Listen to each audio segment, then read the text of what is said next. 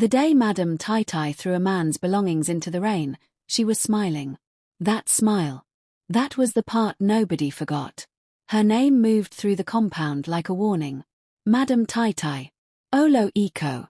The woman who put on gold earrings every single morning just to remind you she had them. Heavy bracelets on both wrists. Rings on fingers that were never too tired to point at someone. She owned the building, the water taps, the electricity switch, and somehow, without a single law backing her up, she owned the people inside it too. Lagos hummed and roared beyond the compound walls. Buses, hawkers, generators, the smell of pepper soup drifting from somewhere. But inside those walls, the air was different. Quieter. Heavier. Like a classroom where the teacher had already decided who would fail. Solar was a quiet man. Gentle eyes. Paid his rent faithfully for 3 years, never once causing trouble. Then 1 month, just one, he was 3 days late. 3 days. His mother had been sick. He had sent his money home and planned to sort the rent by weekend. He even told Madame Tai personally. She listened with a straight face and said nothing. The next morning she dragged his mattress out herself. His box followed, tumbling into the muddy puddle outside the gate. His clothes, his shoes, his small radio, all of it. Into the rain. She stood there in her expensive wrapper and shiny bracelets, watching him drop to his knees in the mud, voice cracking, begging. She smiled. The tenants watched from doorways. Chica, a young mother with a baby on her back, pressed herself against the wall. Old Baba Rexha, who had lived there longer than anyone, looked at his feet. Even Obina the handyman, a big man with big hands, stood still and said nothing. Because fear is a strange thing. It doesn't need a gun. It just needs someone willing to use it long enough until your body learns to be small. That same evening, the rain had barely stopped when a girl appeared at the gate. Small bag. 1 box. Calm face like still water. She looked around the compound slowly, taking everything in the cracked walls, the padlocked tap, the tenants who wouldn't hold eye contact. She read it all like a book. Her name was Kimi. 26 years old. And she rented the room directly opposite Madame Tai's door. Bad idea, everyone thought. Chica almost warned her. Baba Rexha shook his head quietly. Obina just watched.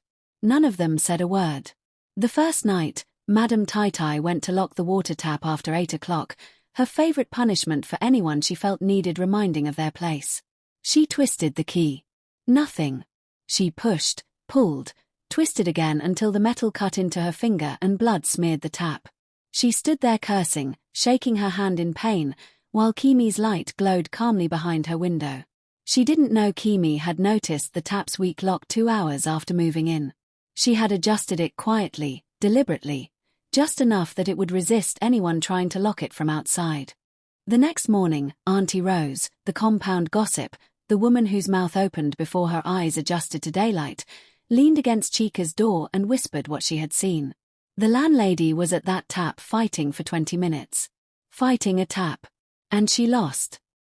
People looked at Kimi differently after that. Not with hope. Not yet. Just with something they hadn't felt in a long time. Curiosity. Then came the afternoon everything shifted. Madame Tai had chosen Solar again. He had found a way to pay and move back in, quietly, through the grace of another tenant who vouched for him. But Madame Tai never forgot. She gathered every tenant outside under the hot afternoon sun like she was holding court. Her wrapper was tight, her jewelry blinding. She pointed at Solar with one long finger. You. Pack your load. Leave today. Solar's face collapsed. Ma, I already settled. I paid everything. Did I ask you to talk? She was already moving toward his door. At the back of the crowd, Kimi stood still. She hadn't rushed out. She had watched. Studied the angle of Madame Tai's confidence, the way the tenant stood, shoulders forward, head slightly down. She counted her steps before she took them. She moved through the crowd.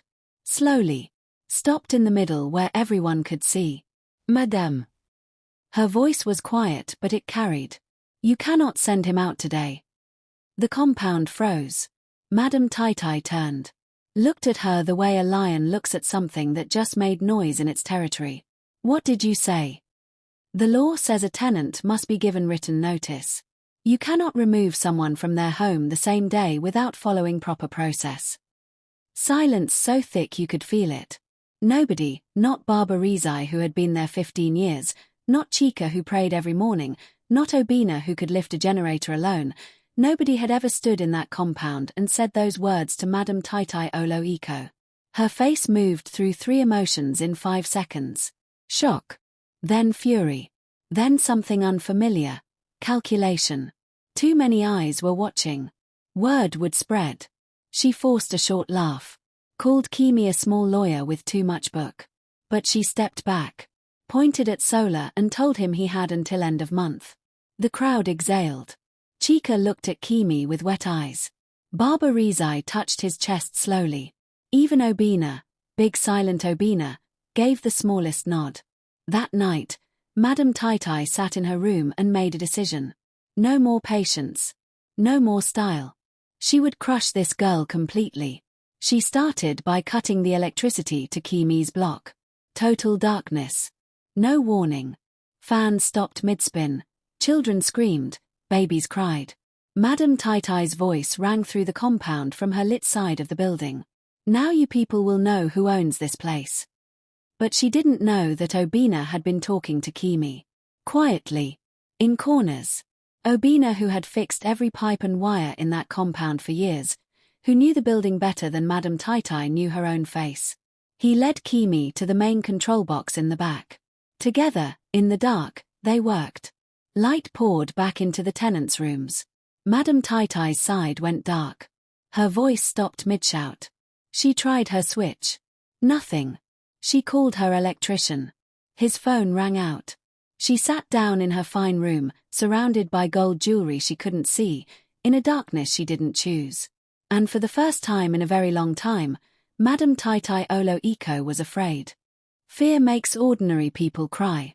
It makes dangerous people plan. Madam Taitai spent 3 days thinking.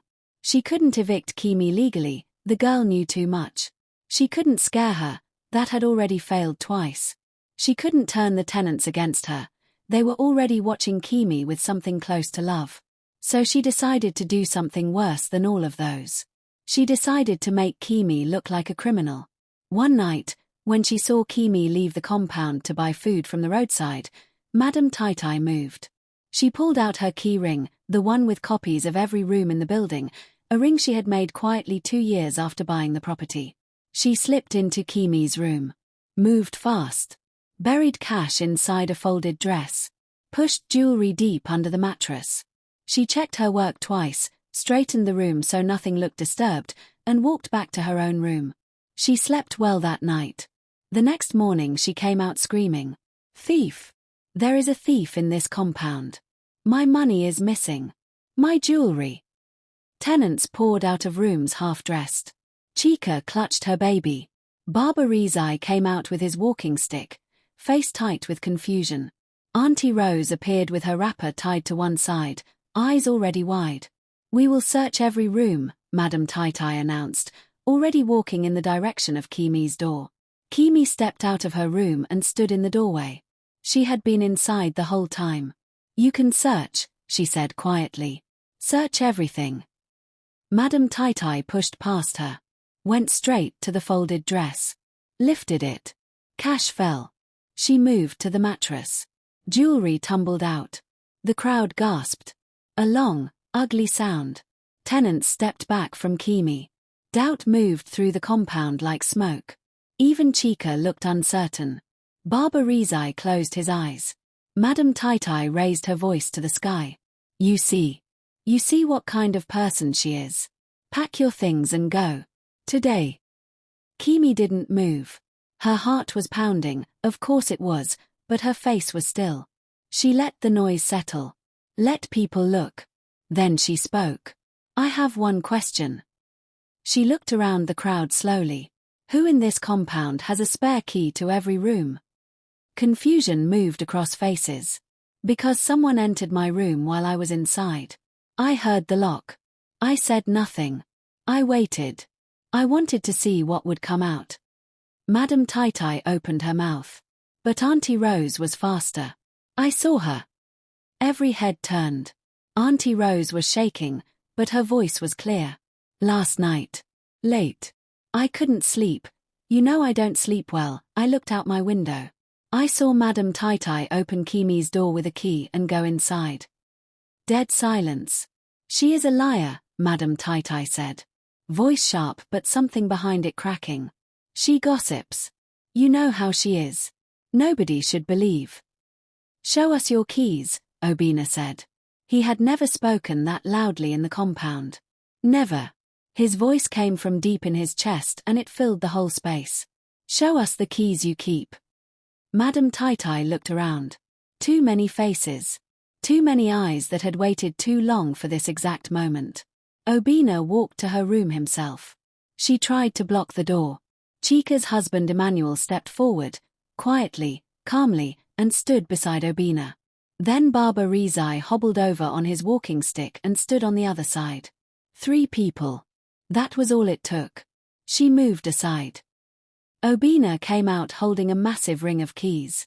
They clanked together, dozens of them, each one tagged with a faded number. He walked to Chika's door. Tried a key. The door swung open. He walked to Baba Rizai's room. Tried another. Open. Emmanuel's door. Open. Every single room in the compound. The crowd did not gasp this time. They got quiet in a different way. The quiet of people who have just understood something that changes everything they thought they knew. Then it started. Slowly at first. My 3,000 naira went missing in January. That was Chika. Her voice was shaking but she didn't stop. I thought I lost it. I searched everywhere. My daughter's gold chain, Baba Rizai said, his old voice carrying the weight of years of confusion now suddenly explained. I thought maybe I misplaced it. I blamed myself. Food. Twice, said a young man at the back named Tunde, who nobody had heard speak much before. I came back and my pot was half empty. I thought rats. One by one they spoke. Every mystery from the past years suddenly had a face. Every disappearance, every strange loss that each tenant had quietly blamed on themselves, it all came back now with a name attached. Madam Tai was backing toward her door. This is madness, she said. You people are all conspiring. She didn't finish the sentence. Because Kimi had walked to the center of the compound and turned to face everyone. Not just the tenants. The neighbors who had gathered at the gate. The woman selling akara across the street who had paused to watch. The Okada riders who had stopped their bikes. She charged us different rent for the same rooms, Kimi said clearly. She locked our water when she was angry. She cut our light as punishment. She used keys we didn't know she had to walk into our homes whenever she wanted. 4 years. And we said nothing. Because we were afraid. She paused. We are not afraid anymore. Something broke open in that compound. Not loud, not violent. Just real. Tenants who had not spoken to each other properly in years turned and looked at each other like they were seeing themselves for the first time. Madam Tai lunged. She grabbed for Kimi's arm, shouting, trying to drag her toward the gate the way she had dragged Sola's mattress into the rain. Her bracelets rattled. Her rings flashed. Kimi held her ground. And then something happened that nobody planned. Every tenant in that compound took one step forward. Not running. Not shouting. Just one step. Together. Madam Tai stopped. She looked around and saw something that all her money and all her keys and all her years of shouting had never prepared her for. People who were no longer afraid of her. Community elders arrived within the hour, called by neighbors who had watched everything from the gate. Local security followed. They listened. They looked at the keys. They heard the names and the numbers and the missing things. They turned to Madam Tai with faces that carried no sympathy. You will return every unfair amount collected, the eldest said. And you will treat these people with dignity, or you will lose this property through the courts. She didn't shout. She didn't threaten. She walked back inside her room and closed the door. The compound exhaled. Weeks passed. Rent became equal. Water flowed at any hour. Chika let her children play with their friends in the compound without watching the door nervously. Barber Reby brought his chair outside every evening and nobody rushed him back in. Tunde bought a small speaker and played music on Sunday mornings, soft, gentle music, and not a single door flew open to stop him. Sola came back. He had never fully left. He stood in the middle of the compound one evening and just laughed, loud and free, the kind of laugh that had been locked inside him for years. 3 neighbors came out just to hear it because a laugh that honest is rare and people know it when they feel it. Auntie Rose still gossiped. But now she gossiped about good things. Whose daughter got admission? Whose son got a job? Who was cooking what and whether you should go and check on them. Obina whistled while he worked. And Kimi sat outside her door most evenings. Same calm face she arrived with. Watching the compound breathe freely. Watching people become themselves again. She never needed to be the loudest. Never needed to be cruel or hard or showy. She just needed to be brave enough to go first, to say the thing out loud that everyone else had only ever whispered to themselves in the dark. Because here is the thing about fear. It is not a wall. It only looks like one. It is actually a door. And the moment one person reaches for the handle, you realize it was never even locked.